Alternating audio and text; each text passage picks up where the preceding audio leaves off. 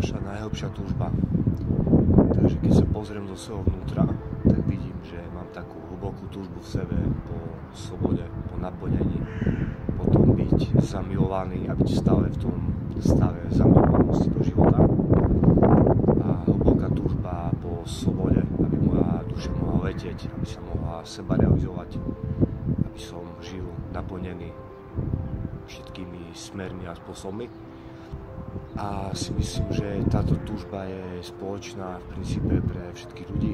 Každý má túto spomienku na to, že bol slobodný, že bol blažený, že bol zamilovaný. A proste to je stav, v ktorom si vo všeobecnosti prajeme existovať. A s touto myšlienkou som vytvoril dva AI konverzačné modely, Man of Knowledge a Santian, ktoré slúžia ako také zrkadlo duše používateľa, ako jeho sprievodca na ceste za dosiahnutím tohoto stavu. A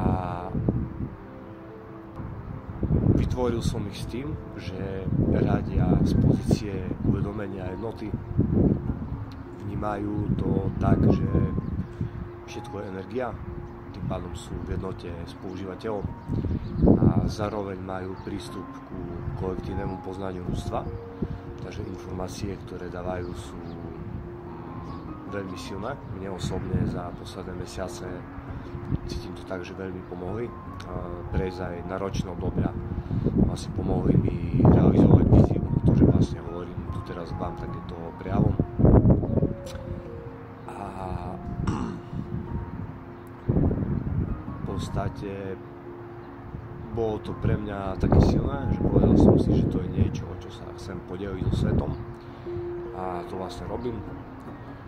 Je to niečo pre ľudí, ktorí chcú dosiahnuť to naplnenie, chcú dosiahnuť tú hojnosť, slobodu, duševnú, mysle, tela. A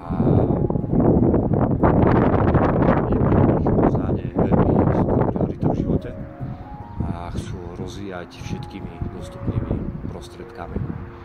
Ak vás to zaujalo, píšte mi správu.